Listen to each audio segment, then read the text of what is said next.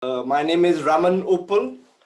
I'm delighted to welcome all of you to the first seminar in the Cafe Seminar series. The main objective of this seminar series is to give people in Europe a chance to present their work. And our plan is to make this an equal opportunity seminar series. So you'll see some senior people like Pierre, but you'll also see some junior people in this seminar series. So we've tried to have a balance across senior and junior people. We've also tried to have a balance across genders and across topics of interest. So I hope that all of you embrace this seminar series and support it with your active participation. I need to tell you that we are recording the seminar series, so you need to be aware about that. And today's seminar will be chaired by Laurent Calvet. So I'll hand it over to Laurent at this stage. All yours. Okay, so thank you very much, Roman, for this introduction. So this is the first seminar of our Cafe series. We're very excited to start this new event. The first speaker is Pierre Collin-Dufresne from EPFL and CEPR, and we'll talk about a paper entitled How Integrated Are Credit and Equity Markets, Evidence from Index Options, with B. Junge and Anders Trolle. And the discussant will be Hugues Langlois from HEC Paris. So the presentation will last 40 minutes, the discussion 20 minutes, and then we'll have 15 minutes for Q&As. So Pierre, the floor is yours. Okay, thanks a lot for inviting me. Let me do the classic sharing the screen thing.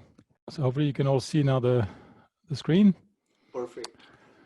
Great. So thanks a lot for inviting me. Thank the organizers for putting this paper on their new series.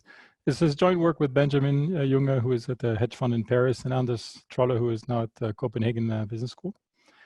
And indeed, what we do in this paper is we look at a fairly new market for options on credit default indices, and we're in particular interested in looking at what we can learn from the volatilities implied from these options in relation to volatilities extracted from equity index options that have been looked at much more in the literature. So what I want to do is first give you a little bit of motivation for this question, why we think that's interesting, then give you a few institutional details on this new CDX option market, and then present the quote data that we're going to work with, then the model that we use to compare volatilities extractors from these two different option markets, and then tell you about the results. So the motivation for this question, as you know, there's a sort of classic economic model that helps us think about bonds and stocks as essentially contingent claims on the same underlying asset value. This is the classic Black-Scholes-Merton structural model tradition. And obviously in that tradition, equity returns and bond returns should be tightly linked. The variables that drive the underlying asset value should drive both the equity and the debt. Now, first generation structural models originally calibrated to try to see how the structural model fit credit spread, tended to underpredict credit spreads, especially when they were calibrated to match the historical fairly low loss rates, i.e. low default probabilities and fairly high recovery rates on corporate bonds. This was a so-called credit spread puzzle started by Huang and Huang, but more recent applications of these models that tend to use more sophisticated models that include jumps and that include stochastic volatility, and also importantly that try to calibrate to statistics taken from equity markets, such as calibrating to implied equity options, for example, and also trying to match the known high equity risk premium. These models have done a lot better at fitting, have been a lot better at fitting the level of observed credit spreads. To the extent that in a recent paper in the AER, Culp, Nozawa, and Verodesi, for example, show that propose to use implied equity option volatilities, and then to use those to price credit spreads using a structural model.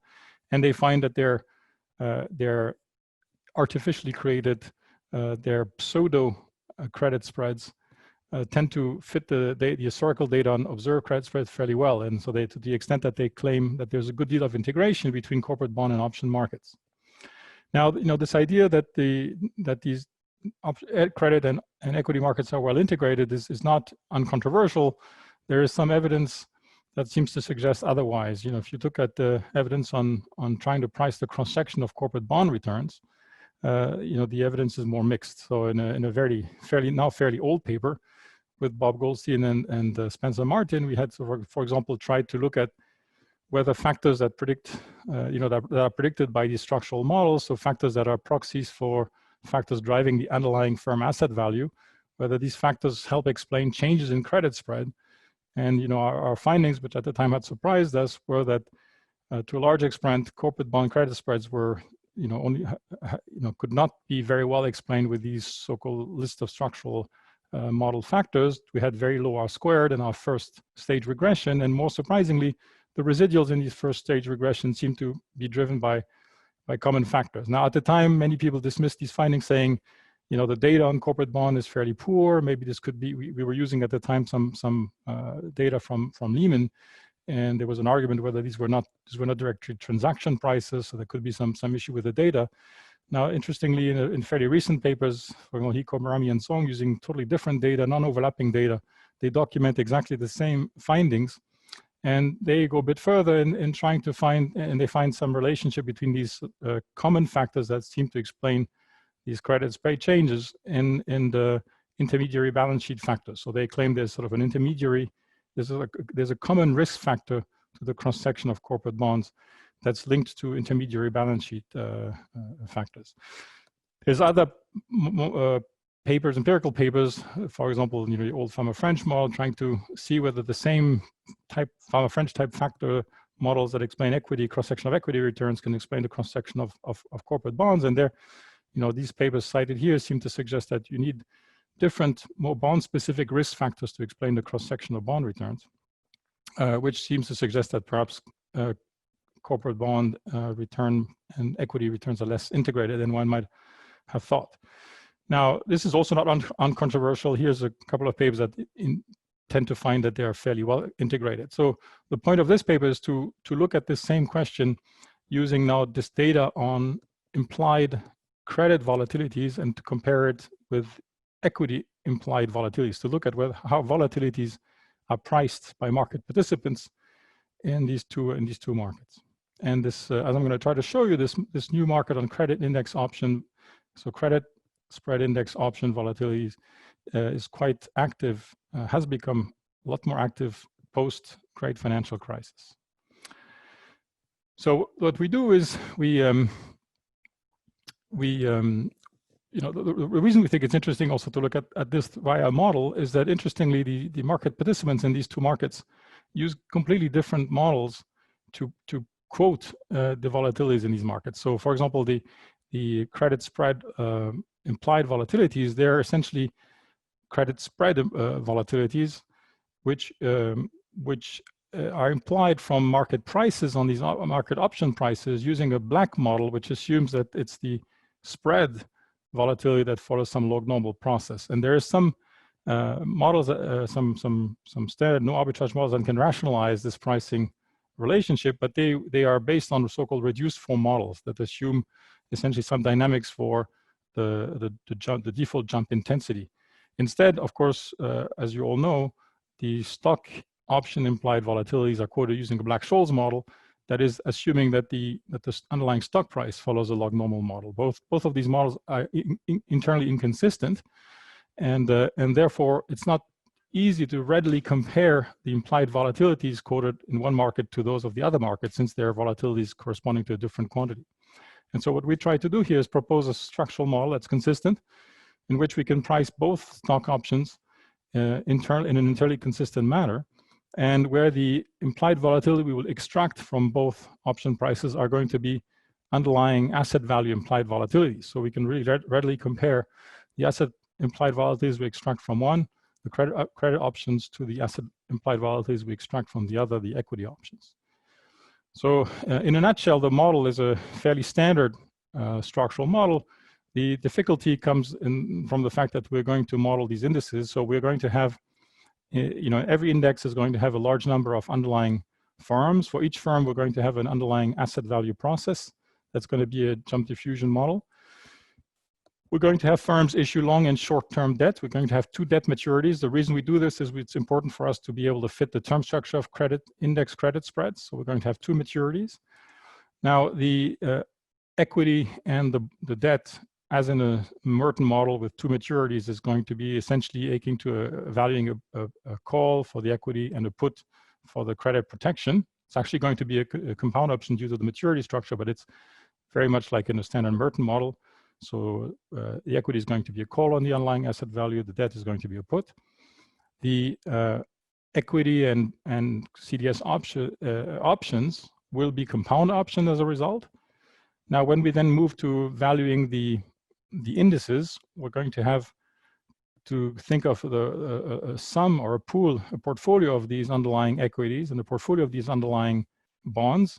And for that, we use a nice idea of Vasicek 87, which is to essentially take a large homogeneous pool approximation where we can use the law of large number to get the distribution of the index and both the bond and the equity indices and get an explicit expression for the distribution, which then helps us price the equity index options and the credit index options in closed form.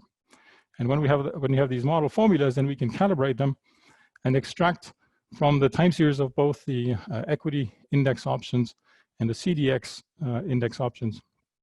We can then calibrate the models and then look at relative pricing. And the experiment we propose is to calibrate to fitting the level of the CDX index, the value of the S&P index, and then calibrating to the entire SPX, so equity index volatility surface, and then see how the model does at pricing the credit option out of sample. And what we find essentially is that if we allow for a jump diffusion model, then we can do a fairly good job at fitting the equity option surfaces. That's well known. We can also do a fairly good job at fitting the leverage and skew effects in the credits on the credit side.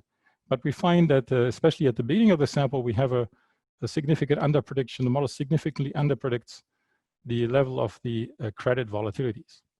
So it seems to be that the market is pricing credit options with a much higher volatility than the one that we would infer based on the calibrated model to the equity options.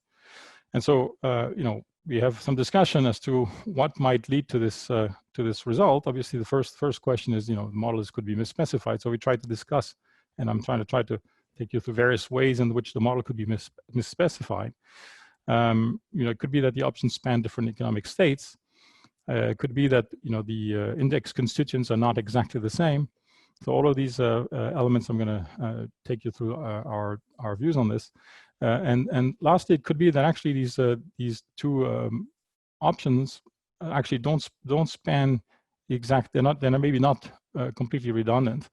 And there are at least two reasons why that might be the case, which we'll discuss. And one which currently has our favorite explanation, but we can't entirely rule out all the other ones, is that these credit options essentially have a different clientele. They're essentially they can be used to reduce to hedge CVA risk on bank side. Whereas equity options are not admissible from a regulatory perspective, and so there can be a different demand for these options, which might also explain why the volume of trading in these options has expanded tremendously after the great financial crisis. So this is in a nutshell where I want to take you in an overview of the results if I don't make it within an important time. Okay, so there's a very large literature that we relate to, and in the interest of time, I'm going to not spend much time on these papers, but we discuss them in more detail in the paper. Let me start by giving you a little bit of overview of this new CDX option market. Here's a nice picture of, in a nutshell, what we're doing. There's a large, we're going to use an equity stock prices. There's lots of evidence, that ties equity to equity options. The evidence on the out of the money put premium, for example. There's also a lot of literature relating bond prices or credit default swap prices to equity. The missing piece here is this credit option, which is essentially an option on corporate bond indices or credit default swaps. And what we're doing is essentially proxying the equity with the S&P 500, proxying the equity options with the S&P 500 options. The index we're using here is the CDX index, the most liquid investment grade credit default swap index in North America. And then we're using this new CDX options as the missing piece here. And I should stress before I start the presentation that obviously there's a little bit of a basis risk here problem in our analysis, which is that the underlying index to the S&P are the 500 largest US firms, whereas the underlying to the CDX are the 125 more liquid investment grade names. So you don't have a perfect match here in terms of the underlying index, which is something to keep in mind when you look at our results on comparing those two option markets. So the credit default swap index, for those of you that are not very familiar with this market, essentially the CDX contract is a contract that allows you to buy protection on the 125 investment grade names in the US. The most liquid contract is a 5-year contract. Every 6 months, a new index series is launched. That means that the 125 names can change every 6 months. The way these constituents are changed is, for example, when one defaults, obviously then it gets replaced. It can also be replaced if it becomes less liquid. And as a result, most market participants that want to keep a long position, for example, in this credit default swap index, tend to roll every 6 months and roll into the most liquid on the run series. So what we will do is actually track that most liquid on the run 5-year CDX contract. The cash flows when you buy protection is if you want to buy insurance on that portfolio of 125 names, is to pay an upfront and then pay a fixed running coupon of 100 basis points. So that's what you pay to buy protection. And then in return, whenever one of the names defaults, then you recover the loss given default on that underlying bond. So there's an auction where the bond price in bankruptcy is established, and you recover the loss given default on that bond. As a result, the prices we observe in the market are these upfront payment that we need to make to enter this 5-year insurance contract. So there's variation in this upfront price, which is the economically meaningful quantity to look at. But you can see that there's a little bit of an issue with that upfront, because that upfront, for example, could become negative, even though obviously it doesn't mean that there's negative credit risk. Right? The upfront could become negative if the 100 basis point running coupon is large enough to already cover the market's expectation of the risk neutral losses in the portfolio, and therefore a little bit in the same manner that for options, traders prefer to look at implied volatilities on options rather than the prices of the options. Here, the market typically quotes the underlying credit index in terms of a so-called par spread, and the par spread essentially can be thought of as the coupon payment that one would have to pay if the upfront was set to 0. So essentially if that contract was paid in full running. So when we think of a credit option as an option to enter such an insurance contract, it's an option on the upfront. An alternative way to think of this option is an option on the par spread, on the annual insurance payment one would have to make to insure against defaults in that basket of 125 names. Okay. Now the options on this credit default index, so-called CDX swaptions. Well, in the same way as for standard stock options, we have the right to buy, and we can buy the right to buy, sell the right to buy, or buy the right to sell the right to sell. You have these 4 strategies. So in order not to confuse you and me, I'm going to focus on only one. I'm going to focus only on the so-called payer swaptions, which is the right to buy protection at some future date. Okay. Now, the way the contract is designed is, you agree on a certain upfront, or you agree on a certain par spread. That's going to be the strike. You pay a certain amount for the option. That's going to be the swaption premium. And then at the maturity of the contract, typically 1 or 3 months, you will have the right to enter this, this credit default swap contract at the agreed upfront or at the agreed par spread. And obviously, if the spread has increased by that time and you bought the payer swaption, then you will have made money, you know, just in a standard option mechanism. Now, it's clear that this is the interesting option to compare. The out-of-the-money payer swaption is the interesting contract to compare to the out-of-the-money put S&P 500 option, right? Because the same way that you would expect the out-of-the-money put on the S&P to pay off when the market tanks, the corresponding economic state would be to expect credit spread to have widened tremendously, and you would expect to make money at that same time by being long out-of-the-money payer swaption. So what we are interested in seeing is whether the implied volatility from out-of-the-money payer swaptions, the options that allow you to essentially buy protection when credit spreads have widened a lot, are comparable to the implied volatilities from out-of-the-money put options, and to see whether the sort of out-of-the-money put premium that we see on the equity side is reflected as well in a similar fashion on these out-of-the-money payer swaption prices. So that's going to be the focus on what we do. Here's some data on trades. We have a lot of information. May I interrupt you? There is a question from Hannes Wagner. He'd like to say if you can describe how market participants differ across all four markets. Let me. I thought we discussed that we would push the questions maybe to after the talk, because I think there might be quite a few people online, and I'm not sure we'll have much time. But actually, that question I'm going to discuss on one of my slides, upcoming slides. So if you can just wait for a couple of slides, then I will actually talk about that.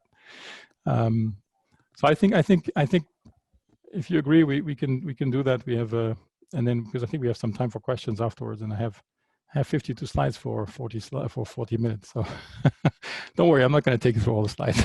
I understand. Yes. So here, just a few numbers. You can see that you know this is trade numbers. So we have data on the trades of a lot of these trades are information is sent to swap data repositories, so we can have access to trade information, trade by trade information, which we use to gather information on the volume and the microstructure in this market. So the first column here shows you data on trading in the underlying CDX market, which is rather well researched, and the second column is corresponding data on trades in the option market, which is less well known. So you can see that on average there's only 18 trades per day in the CDX options, but of course that's an average. I'm going to show you on the next page that has increased dramatically as time has progressed. For example, during the COVID-19 crisis, this is more around like 80 trades. And you can see that the trade size, on the other hand, is a lot larger in the option market. So the median trade size is around 50 million CDX. It's actually 100 million here only because the data is capped. But we have a way discussed in the paper to infer, because we have a subset of trades on a GFI trading platform where we have accurate data and where the data is not capped. And so we can actually infer the actual trade size, and the average trade size is actually around 350 million. So you can see that even though you have fewer trades, the trades are much larger, so that the average daily volume is around 1.4 billion, but was up to 17 billion during the COVID-19 crisis. So it's fairly large trading amounts. Most of the trading is on the run 5-year tenor, and most of the trades is indeed in out-of-the-money payer swaption trades. So a lot of demand for essentially hedging these large moves in credit index spreads. Here's a time series of the volume. So the dollar volume up here for CDX and CDX options, the number of trades for CDX and CDX options. So you can see that the dollar volume has been increasing, and you can see that the actual volume has become quite high, especially during the recent COVID crisis episode. So this is the data on how the trade occurs across the option surface. You have moneyness here, and you have maturity here. The moneyness we summarize with M, which is essentially the number of standard deviation away from the current forward. So M of 0 would mean, at the money option prices. M of 1 would be 1 standard deviation above the current forward. You can see that most of the trading activity is occurring in this area here, which essentially is 1 to 3 months options and and out of the money payer swaptions, so high strikes, 1 to 3 months options. Okay, and this is what we're going to focus on in our analysis. This answers the question that somebody was asking, who is trading in this market? Actually, I don't really know. This is data that we take from JP Morgan. I don't really know how much trust to have in these numbers. We don't know where they come from. They come from marketing material from JP Morgan, but they give perhaps an idea. At least this is what Wall Street thinks about market participants. So you can see that it's roughly half buy side, sell side. So you have about, these things are broker dealers and banks, and this is hedge fund and asset managers. So it's basically half, broker dealers and banks selling to hedge funds, which, if the story is that there's a lot of demand on the part of broker dealers and banks to get regulatory capital relief and CVA management, then these guys would be mostly buying protection on other pair swaptions, and then a hedge fund, the sell side, would be providing that insurance. We will actually rely on quote data for our analysis, our calibration. The reason we use quote data and not the transaction data we have looked at, extracted from the data repository, is that the data repository gives us, intraday data, so we don't have all the same data at one given snapshot across the whole surface. The nice thing about using the quotes from market is that we get a full snapshot at across the entire surface at one given timestamp, so we can probably more accurately fit the entire term structure, both the maturity dimension and across strikes on the credit option side. This is a nice sort of graphic. There's not much information here. This is just representing the maturities that are quoted. So the reason you have these diagonals here is just telling you that, as we progress through time, the maturity of the contracts decreases.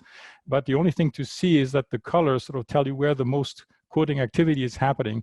And you can see that as you go past, the third or the fourth maturity, there's very, very scarce quoting activity. So all the quoting activity is happening in the shortest maturity, second shortest maturities, and third shortest. So we're going to focus on these three maturities here, where we get consistent quoting experience in this market.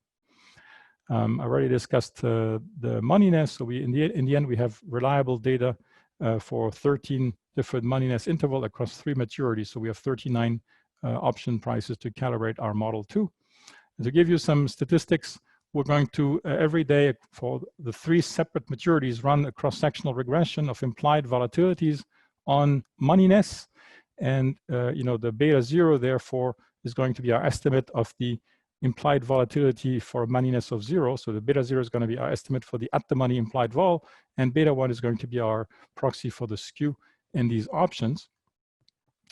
And here's some data to show you what happened. So you've got the credit default swap index level, the 5-year in blue and the 1-year in red. So you can see that most of the time the credit insurance term structure is upward sloping. Not surprisingly, it costs you more to insure, costs you around 50 basis points per year to insure the portfolio of 125 investment grade names, costs you only about 10 normal times to insure the portfolio of 125 investment grade name. And as we progress through the COVID-19 crisis, this is a snapshot on the recent period. You can see that credit spread widened tremendously and the credit spread curve flattened. Nothing very surprising. Of course, it's sort of very fitting, mirror image to what happened in the S&P 500. The S&P 500 dropped during the COVID-19 crisis, and it rebounded since then. And similarly, the credit spread widened and rebounded since then. So you can see some commonality here, as one would expect. You can see the implied equity volatilities, the VIX, everybody's familiar with this. The implied VIX, topped at 70%. Nice point to short, obviously, and then recovered somewhat. Well, the mirror image is that the credit default swap implied volatilities also increased and then fell. So far we see some commonality there. It starts to become more interested when we look at the skewness numbers. You can see that the equity index become more and more skewed, as we would have expected. As the implied crash probability increased, the skew became steeper on the equity option side. And the commensurate action is that the skew became more positive on the option side. And that's intuitive, right, when we think about it, because, right, what does it mean for the implied crash probability on the credit option to become larger? Well, we're looking at options on credit spreads. right? So what matters is that we are expecting credit spreads to widen. And so if you know, the implied volatility become more positively skewed, that means that relatively speaking, the out of the money implied volatility associated with a large positive move in the credit spread becomes larger, right? So the, you know, skew becoming more negative on the equity side, we expect it to be related to the skew becoming more positive on the credit side. But the puzzling behavior here then is this behavior you see here, where the implied skew on the credit side dropped much earlier. So in other words, you know, even overshooting what one would have expected, right? So in other words, the implied credit crash probabilities decreased a lot earlier than the implied equity crash probabilities based on the movement we see here in the skew. Okay, and how to make sense of this? I mean, these bars here that we have put on the graph, they correspond to economic events. The first one is the Wuhan lockdown. The second one is, you know, a crisis hitting Italy. And the ones which happen when the implied credit crash probably starts to drop is exactly when the Federal Reserve announced support to the credit, to the corporate markets. You know, when there was this debate and the Fed announced that they were going to purchase corporate bonds, and they were also going to purchase LQD and HY, so ETF, corporate bond ETFs. And so, you know, obviously this is, you know, we don't have any proof, but, you know, one explanation, one interpretation of this data is that, you know, the announcement of the Fed of support for corporate bonds, you know, tremendously decreased the crash probabilities that were reflected in these initial credit options. And, you know, this is, you know, obviously just a picture and just a story, but it is one, you know, element pointing towards a story that these two option markets may actually be hedging slightly different type of events. You know, something like a support for the corporate bond market is perhaps more of a risk factor for the corporate bond index than for the equity market index. So just to keep in mind for the rest. This is a stylized fact on how the underlying S&P and implied volatilities behave, or the credit index and the credit implied volatilities. I'm not going to take you through all these pictures. I just want to show you two. One is this one that you're very familiar with, which is the so-called leverage effect, right? So this is the level of the S&P with the, you know, the return on the S&P, sorry, correlation, negative correlation with the implied volatility. So we all know that when the S&P drops, implied S&P volatilities increase. This is the commensurate story on the credit side. So this is, if you want, the leverage effect on the credit side. When the CDX level increases, then the implied credit volatilities increase. But you can see that there is more dispersion than here. So there seems to be more vol, quote unquote, on the credit side than on the equity side. The R squared is lower here than here, but the qualitative features are similar, okay? And then these are the pictures, the classic CDX skew pictures in our sample, and this is the commensurate positive skew on the credit side. Again, as we would expect from an economic perspective. So this is what I want to just show you some data, but now the question is, we want a model to be able to see, well, are these two, you know, sets of curves, are they quantitatively also consistent with a structural model that will be consistent with both sides? Because again, this is an implied volatility of a stock based on a Black-Scholes model. This is an implied credit spread volatility that is only consistent with a reduced form model. So these are not readily comparable numbers. We can't compare 40% with 20%. You know, there's no way for us to know whether these are consistent numbers. So the way we want to do this is by proposing a consistent structural model. So our structural model is really in a very, very classic, you know, tradition of Merton-style structural models. We're going to model each underlying constituents of the index as having some underlying asset value that follows some log normal jump diffusion process, where there's a common component to each firm, and then there's some idiosyncratic Brownian shocks and some idiosyncratic jumps. The common component has some common Brownian shocks and some common jump component. Then we're going to assume that each firm that has these underlying asset value issues two debt levels with maturity 1 and 5 years to match to the 1 and 5 year credit spread. And we got to assume that default occurs optimally. So at T2, default will occur if the underlying asset value is below the promised payments. At T1, default will occur if the continuation value is less than making the payment that's promised at date T1. And we're going to assume that upon default, there's recovery by both outstanding debt levels as a fraction of outstanding notional, and there is some bankruptcy cost in the event of bankruptcy. So pricing then is done, using completely standard risk-neutral pricing. So I'm not going to take you through every formula, just through maybe one, right? For example, short-term debt is the discounted value of the promised payment if there is no default. Default would occur at time T1 if the asset value was below some threshold. So we'll get the full payment if the asset value is above threshold. The threshold is endogenous. And then at T1, if there is default, if the asset value is below the threshold, then we'll get the recovery of the asset in bankruptcy. Similarly for the second period debt, and similarly, we can also get the equity value. Okay, and then we can of course price credit default swap protection. Credit default swap in this market, credit default swap spread is the credit spread C that balances the value of the risky annuity and the upfront with the value of the protection. What is the value of the protection payment? It's the discounted value at time T1 of the loss given default if there is default. So if there is default, there's default if the asset value is below the threshold. And in case of default, then the loss given default would be 1, the promised notional, minus the recovery. The recovery is, the recovery rate times the underlying asset value, normalized by the total outstanding notional.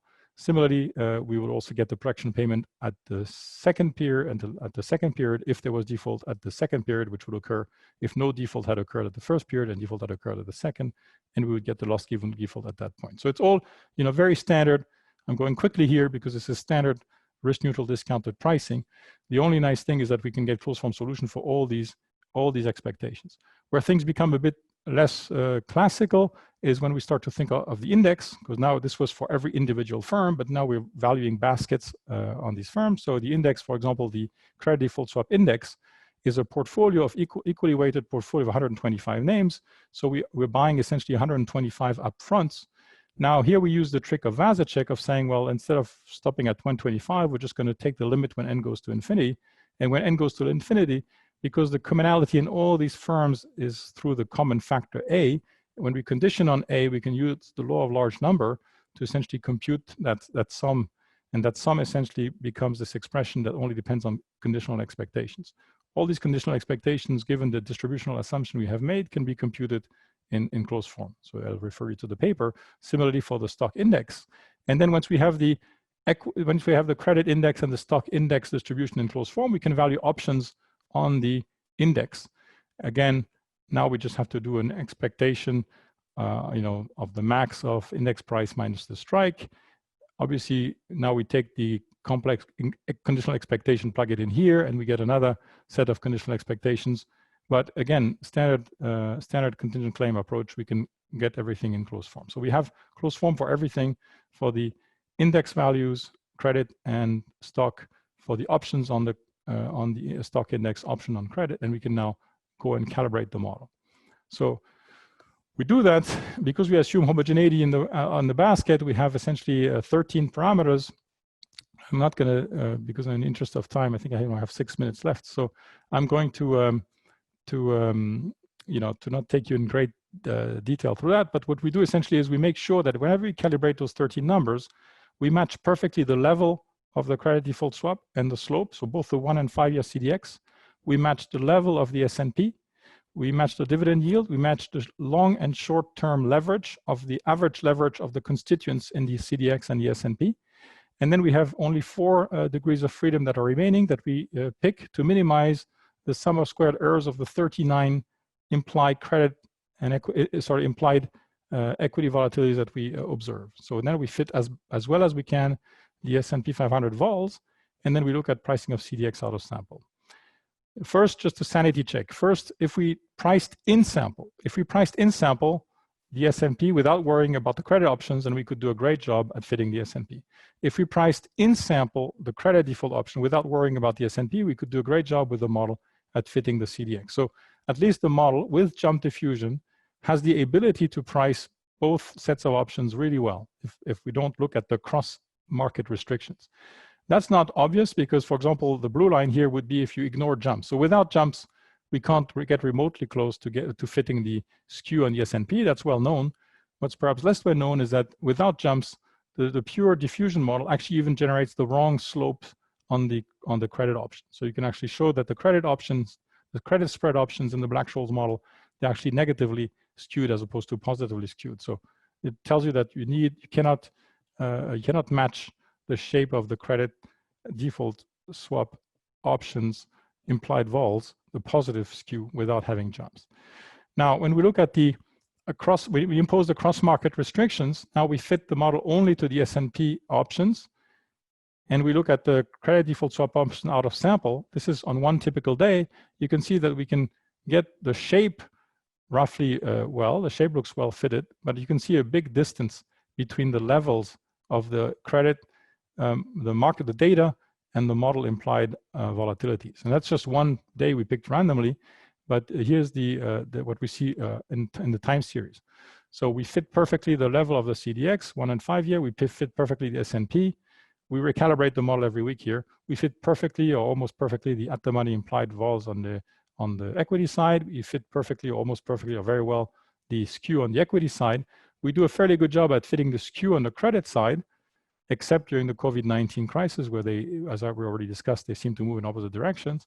But you can see that on the level of the at-the-money vol, there seemed to be a big discrepancy between both, right? And there seemed to be the model implied seemed to be shifted down relative to the market implied. And this is the difference between the two. So you can see the difference between the two in absolute terms and in relative terms seems to have come down over the time, but still there's a significant difference between the two. Okay, so what could be an explanation for this mispricing? I'm 3 minutes. So we have obviously a big worry is that there's misspecification in the model, right? That we're missing something important. So for example, we might be missing stochastic volatility, which we don't have in this current model.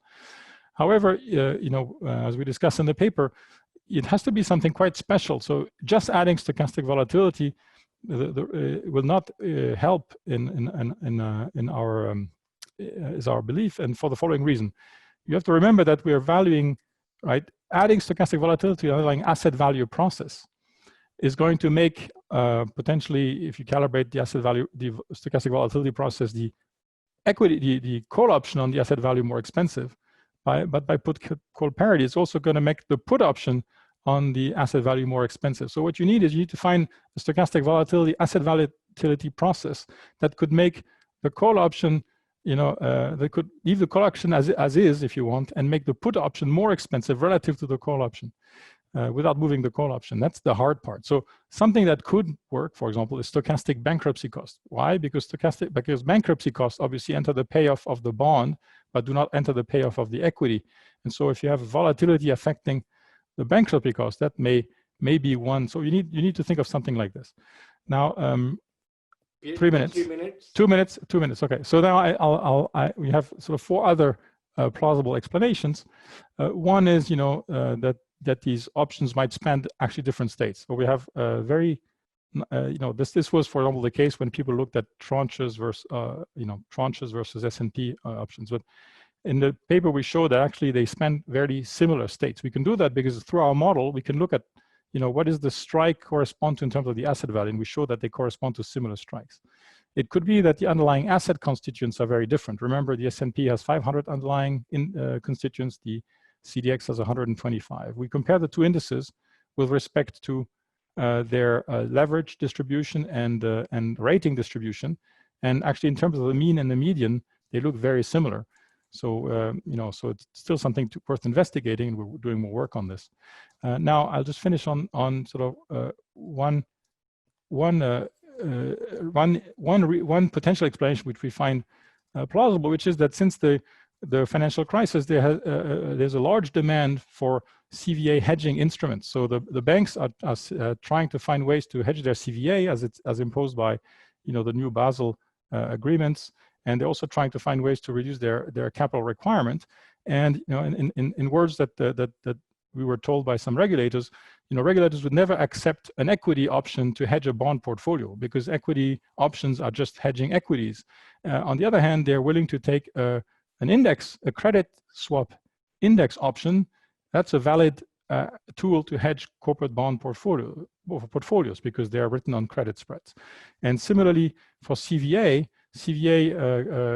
for the Basel II and Basel III accept credit swaptions as instruments to hedge CVA risk, and banks prefer CVA swaptions because the accounting volatility is smaller because there's only the premium at stake and not the full index. So therefore, we believe that there's a lot of demand for these options, and that there's different demands that might drive a wedge between those two markets. And so in my last slide is going to be that, if there is indeed different demands and prices are not fully in line, then we would expect the performance corresponding to a strategy selling volatility in one market to be different from the other. And that's what we show in the last part of the paper, where we show that selling volatility via the credit options against selling credit straddles delivers very different and much higher Sharpe ratios than selling volatility via the S&P option. So you can see here,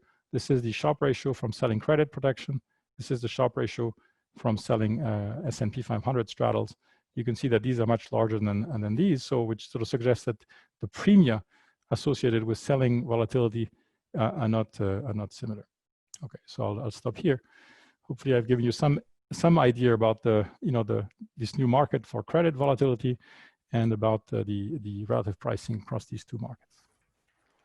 Thanks, thank you so much, Pierre. Now we have Hugues that will have 20 minutes for the discussion. Can you hear me? Yes. Yeah, all right. Thank you so much. Okay, so thank you for the invitation. It's a pleasure to discuss this paper. Thank you also to Raman, who kindly provided a few comments on the paper that I incorporated in my discussion. So let me spend just one slide on the motivation for the paper. So we're starting from a structural model of the firm at Merton 74. So you can use that model to price both the bond and the stock of a given company. So an easy way to think about this model is to use the put-call parity, right? So in this case, the underlying asset is the asset of the firm, which I put on the left-hand side right here.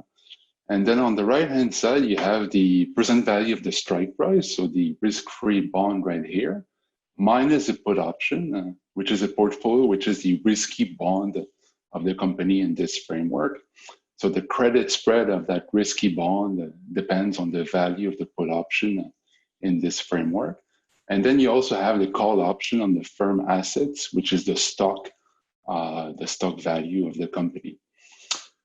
So if you have absence of arbitrage and market integration of all of these markets, so I'll be a bit more precise about these points in 2 or 3 slides.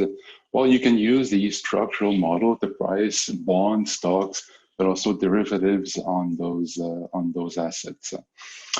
There is a vast literature that explores what kind of feature do we need to model the left-hand side variable in order to have consistent prices of the risky assets on the right-hand side. And one good example of this is jumps, right? In the possibility of a downward jump in the asset value on the left-hand side. And that helps you price or match the credit spreads of short-term bonds on the right-hand side. So there's significant improvements in the past few years still in this literature. But there's also a different literature looking or providing evidence of market segmentation in those markets.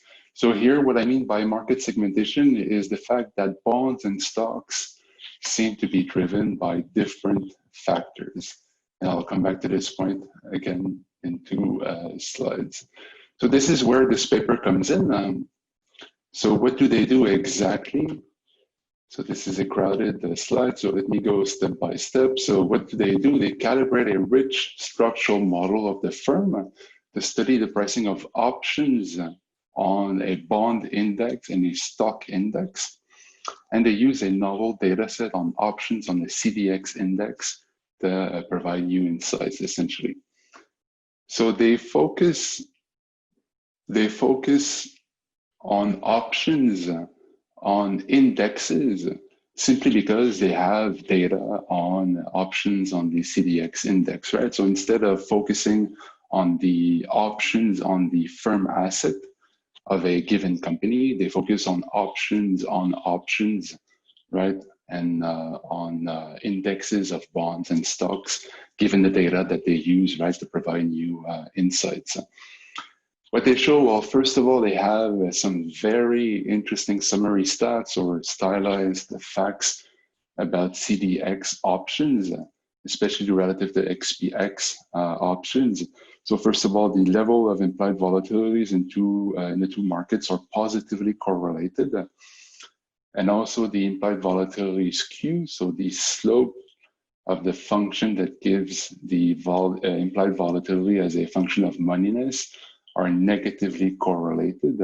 So you have a downward function in the SPX market, but that down state, right, in the SPX is the up states, if you will, in the CDX market. So you have an upward sloping function in the CDX market, and the changes over time are consistent with economic intuition, are negatively correlated. So this is very interesting, right? We're used to think about, a negative correlation between stock returns and credit spreads. Now we're talking about, implied volatility. So these are interesting stylized facts about those markets. The second piece of evidence, so they find that when they calibrate this richer structural model, they find that it systematically underprices CDX options. So the model inferred implied volatility for CDX options are always lower than the one observed in the market.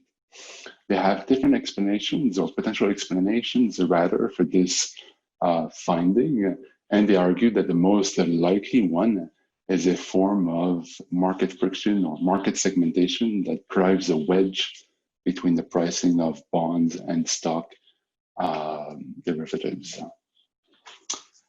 All right, so let me move on to my comments. So the first one is about the broad picture for the paper.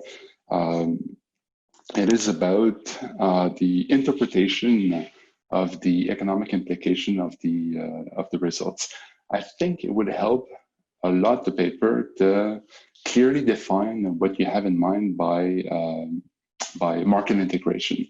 So I think the title, the abstract, and also the introduction are very clear about the research question and the state of the current literature. However, the discussion about the economic implication in the paper could have been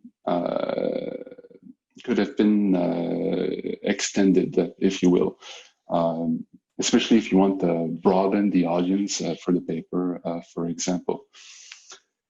So second bullet point here. So I have one example of my own confusion. So the paper discusses, the paper is about structural models, but also discusses evidence from APT style models, and it relates those findings to the issue of market integration. I think a more thorough discussion of what it implies to have market integration or segmentation in each of those models would be beneficial. So, for example, if you have a structural model of the firm, well, you have that bond and stocks, are driven by the same factors, and these are the factors that drive the asset values, of course. So, if you have exposure to different factors, well, this is evidence that the model is misspecified, or you have some form of market segmentation. If you have an APT model, well, you could have different assets being exposed to different risk factors, but that doesn't necessarily imply market segmentation. What matters really here is the risk premium for those factors, whether they're consistent across the cross-section of the risky assets. Just to continue on my point, so let me talk about the two polar cases, if you will. So if you have, for example, perfectly segmented bond and stock markets, you could have one investor in each of those markets with really deep pockets and positive marginal utility. So you have no arbitrage in the two markets. So the bond investor is going to price the bond and the stock investor is going to price the stock. So the respective pricing of the bond and stock may not be in line, and they simply reflect the different risk premia, right? The preferences of those two investors. If you take the other end of the spectrum, if you have a perfectly integrated market, well, you're going to have that, one investor prices both the bond and the stock, so you're going to have the same risk premium for both bonds and stocks. Same risk premium, so that implies the same parameters under the Q measure, right? When you price those risky assets. The paper's approach is to start by writing a model directly under Q, and then to argue that it would be almost impossible or very hard to find one set of parameters such that the model fits the pricing of both the bond and the stock. And this is, consistent, if you will, with this polar case, right? But not this one. So there's nothing, of course, wrong with this approach, but I think a more thorough discussion of what it implies to have market segmentation or integration in the framework of a structural model of the firm would be very useful for explaining the economic implication of the results. All right, so this is more about the broad, the picture of the paper. So let me move on to something a bit more precise. So here I'm talking about one of the potential explanations, which is about the difference in index composition between the CDX, which is a equal weighted index of 125 names, and the S&P 500, which is a value weighted index of 500 names. Of course, their hands are tied in the sense that this is the data that they have, so it's all fine. So what they do in that section, they argue that it's unlikely, so these index composition differences are unlikely to drive the main empirical result because, for example, the mean and median firm leverage and rating are very similar across the two indices. So I was completely convinced by some other explanations. So the one about model misspecification, for example, or the economic state spanned by the two types of options. In this case, I think a little bit more has to be done really to drive home the point. So I'm still not necessarily convinced that if you were to have a little bit of heterogeneity across firms, or if you were to take into account more precisely the differences between the two indices, whether it wouldn't explain a little bit to some extent, right, the empirical result that you have. Of course, this is easy for me to say because, well, Pierre mentioned it during his presentation. They also acknowledged this problem in the paper. So let me instead try to suggest ways that could be used to address this problem.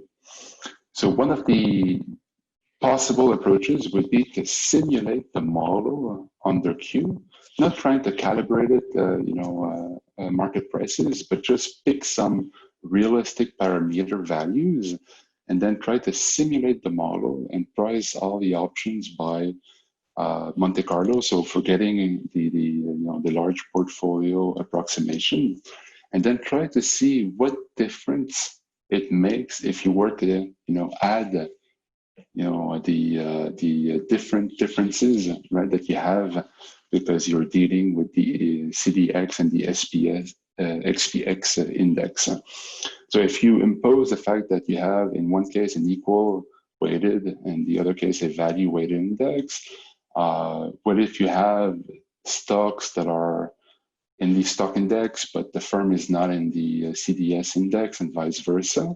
And also, if you allow for some level or some extent of firm heterogeneity, so do you get something that is, partly explaining, or that could be, that could help in explaining the difference in implied volatility for CDX options that you get from the model calibration? Of course, this is very easy for me to say, right? I have 5 lines here, but those 5 lines, they imply a lot of work, of course. But I think it would help in really driving home the point that those differences in the index composition and the firm heterogeneity is not explaining the empirical result that you have. Perhaps something a bit easier to do would be to measure also. So I have a second approach, which would be to measure a value that captures the difference over time in the index composition. So here I'm giving you one example, which is a sort of active share measure between the two indices. So here, W value weighted would be the value weight of stock I at time t in the S&P 500. So equal to 0 if the stock is not in the S&P 500. And then this would be the equal weight for stock I if it's in the CDX at time t. So this measure is an example of a value that would capture when you move from one series to the next, or when the SPX composition changes over time. Do you have important time variations in the level of difference between the two indexes? I actually don't know exactly what you would get, but if you do get important time variations, well, can you try to look at whether those time variations are related to time variations in the difference in implied volatilities between the market and the model implied values? So in your presentation, you had a figure at the end showing a sort of downward trend in that difference. Do you find a similar downward trend or upward trend in a measure of index composition difference?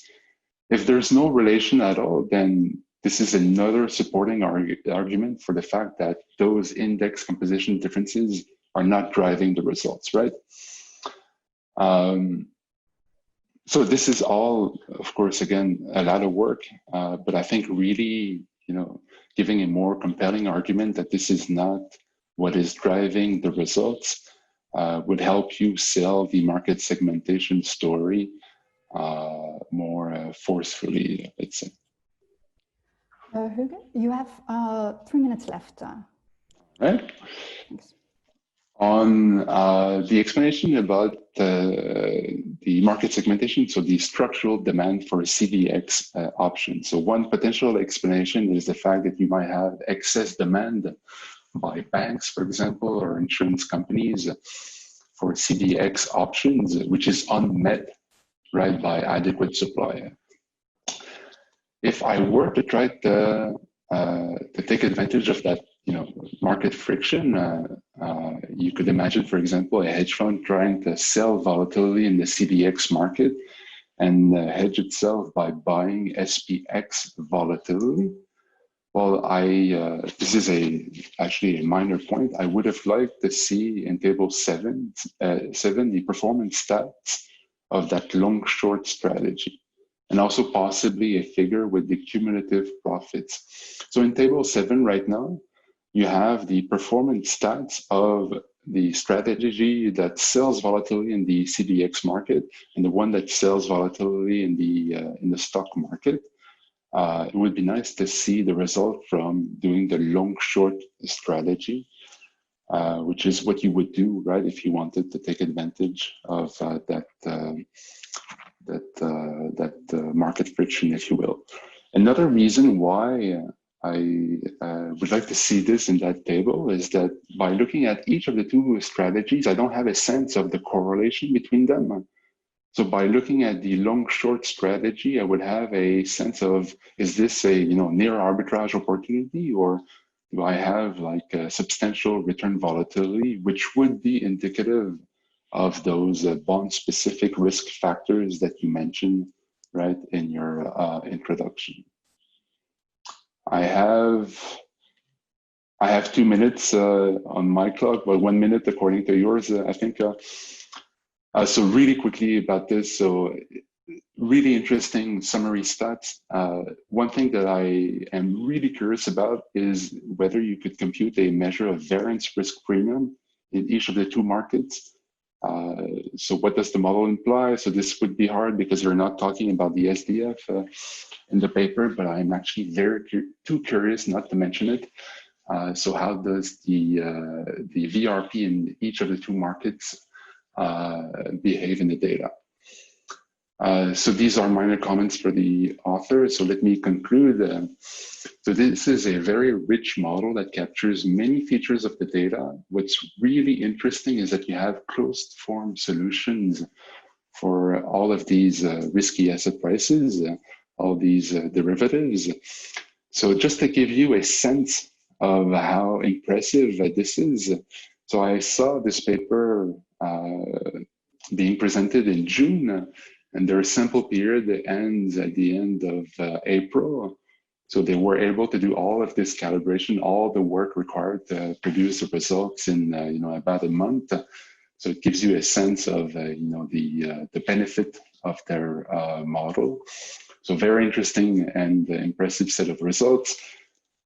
I don't think I need to mention it, but this is a very important economic issue, and they have a interesting buzzing result. So overall, it makes the paper a very interesting read. Thank you so much. Instead of now having Pierre answer to the discussion, given that we have 7 minutes left, I think it's actually a good idea to open the seminar up for questions from the audience. So I have no sort of idea how to do this very structured. So what I suggest is just unmute yourself and go ahead and ask your question. I see that Fabrice would like to ask a question. Feel free to unmute yourself and ask away. Oh, hi, Kim. Can you guys hear me? Yes, we hear you. Oh, hi. Yeah, it's so I guess I have many questions and comments, but now that Anders is my colleague, I can give those to him. But I guess maybe 3 questions. They maybe evolve around model misspecification. One is, so in equity markets, we observe single stock option and index options. So typically we think about index options as giving us information on risk neutral implied correlations. And similarly in the credit default swap market, if we were to observe liquid options on single name CDS, which I think there are some that trade, and since we observe CDX options trading, we could rephrase this as, again, a question as to what sort of implied correlation we extract from CDX options.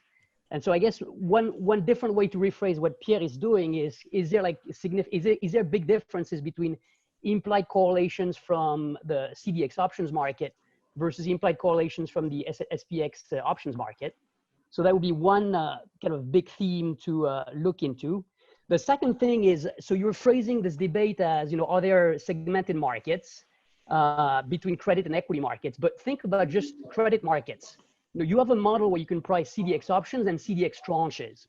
What I would just do is basically use that exact same model to look at CDX tranches and look at the extent to which the model you have actually can price the tranches across the capital structure. I suspect that you have a misspecified model, in particular because in the CDX tranche market there is a strong, there is a big smile in the correlation surface, which you don't capture in your model since you have a single parameter for correlation. So I think you could do a lot more work on tying your hands on the model specification to look at other credit markets as opposed to looking across credit and equity markets. So that's kind of it on my side. Pierre, would you like to respond? I think it's Yeah, nice sure, if we sure. can Sure. sort of classic seminar style. Okay. Well, thanks always for your questions. I think you should actually ask your questions to Anders, because actually he'll be much better than me at responding too. You know, so that's the first thing. But so I'll just maybe talk the implied correlation. Yes, I think it's a good point. I mean, actually, it's we can another way to try to summarize the data would be to extract implied correlation. So we could look at that.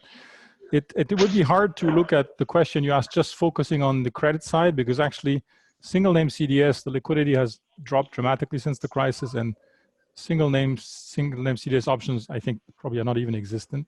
So regarding the tranche stuff, actually, we have an older paper where we looked at relative pricing of SPX and tranches. So we looked at synthetic CDX tranches, but there's a big difference when looking at tranches relative to looking at these credit spread options, which is that the tranches actually, they don't actually span the same states as the equity, because first of all, the tranches, their maturity is much longer. So the liquid tranches, as you know, they trade around 5 years, whereas here the maturity options, both on the S&P and on the credit side, is, you know, the most liquid options have a 1 to 3 months maturity.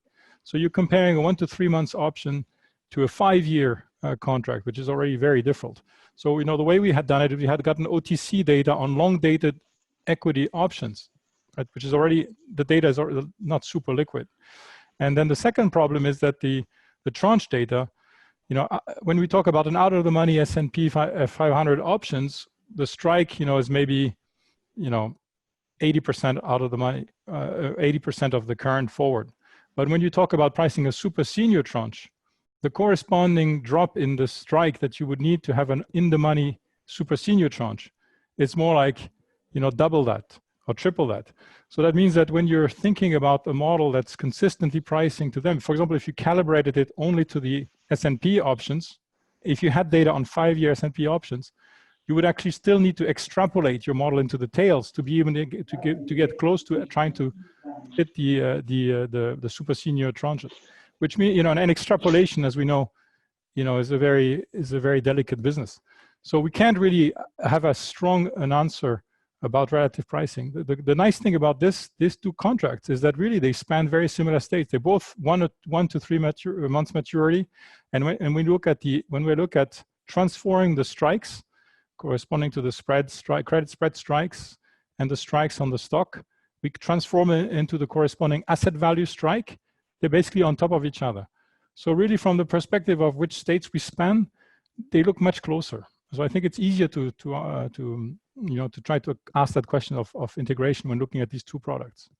So that's a sort of, that's my two-cent response. I don't know, I want to thank Hugues for his discussion, and I don't want to spend too much time from other questions if there are other questions, but I just want to say that I fully agree with him that, you know, he's totally right in saying that probably the thing that we need to do most work on is thinking about the heterogeneity across these two markets. And I think it would be really nice to be able to say more about that. And we're just still a bit struggling as to how to do it. I think simulation is probably a good way, but as soon as you have finite, you know, you have finite number of assets, indices, and you have heterogeneity, you need to think about what moments to calibrate to, and which are the ones that are most determined. So we're thinking about this at the moment. I think you have a very good point. So thanks a lot. I'd just like to say another thing too. I mean, you know, Hugues, I think it's a good point also about this relative, you know, the Sharpe ratio. So we'll definitely look at the Sharpe ratio of the difference between the two. Regarding, you know, the integration, your question on integration, I think it's also a great point. You know, it's true that we just work on an arbitrage framework where we assume that, you know, debt and equity are contingent claims on the same asset value. So there, you know, there should be just one set of factors driving both. And so if we find different factors, then, you know, there would be, this is not consistent, but, you know, thanks for your comments. I would like to, at this point, thank everyone. So thank, of course, the Pierre, thank Hugues, and thank all of you participating in this seminar. So this was the first one. The next one is going to be on October 13th. So it's going to be Victoria Van Asco presenting then. So I hope everyone will be there then too. So thank you so much, and see you virtually soon. Bye. Thank you again. Thank you. Bye-bye.